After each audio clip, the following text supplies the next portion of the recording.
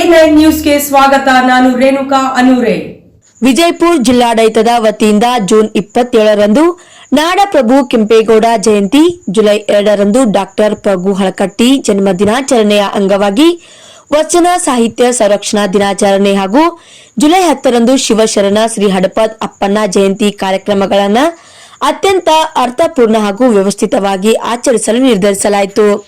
ಅಪರ ಜಿಲ್ಲಾಧಿಕಾರಿ ಸೋಮಲಿಂಗ ಗೆನ್ನೂರ್ ಅವರ ಅಧ್ಯಕ್ಷತೆಯಲ್ಲಿ ಜಿಲ್ಲಾಧಿಕಾರಿಗಳ ಕಚೇರಿ ಸಭಾಂಗಣದಲ್ಲಿ ನಡೆದ ಪೂರ್ವಭಾವಿ ಸಭೆಯಲ್ಲಿ ಈ ನಿರ್ಣಯವನ್ನು ಕೈಗೊಳ್ಳಲಾಯಿತು.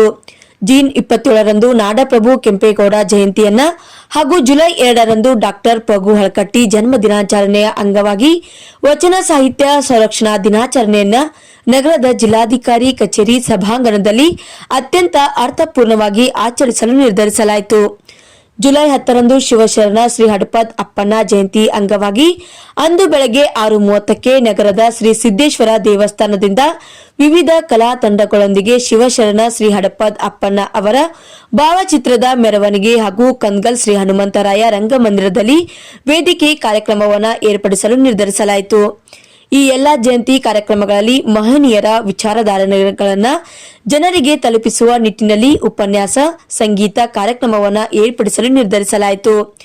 ಜಯಂತಿ ಅಂಗವಾಗಿ ಎಲ್ಲಾ ಅಗತ್ಯ ಪೂರ್ವ ಸಿದ್ಧತೆಗಳನ್ನು ಕೈಗೊಳ್ಳಬೇಕು ಎಂದು ಸಂಬಂಧಿಸಿದ ಅಧಿಕಾರಿಗಳಿಗೆ ಅವರು ಸೂಚಿಸಿದರು. ಇನ್ನು ಈ ಸಭೆಯಲ್ಲಿ ಕನ್ನಡ ಮತ್ತು ಸಂಸ್ಕೃತಿ ಇಲಾಖೆಯ ಸಹಾಯಕ ನಿರ್ದೇಶಕ ಸಂತೋಷ್ ಬೋವಿ, ಅಭಿಷೇಕ್ ಚಕ್ರವರ್ತಿ, ಸೋಮನಗೌಡ ಕಲ್ಲೂರ್, ಎಂಬಿ ಕಟ್ಟಿಮನಿ, ಬಸವರಾಜ್ ಶಿವಶರಣ ಸೇರಿದಂತೆ ವಿವಿಧ ಸಮಾಜದ ಮುಖಂಡರು, ವಿವಿಧ ಸಂಘಟನೆಗಳ ಪದಾಧಿಕಾರಿಗಳು, ಜಿಲ್ಲಾ ಮಟ್ಟದ ಅಧಿಕಾರಿಗಳು ಸೇರಿದಂತೆ ಇನ್ನಿತರು ಈ ಸಂದರ್ಭದಲ್ಲಿ ಉಪಸ್ಥಿತರಿದ್ದರು.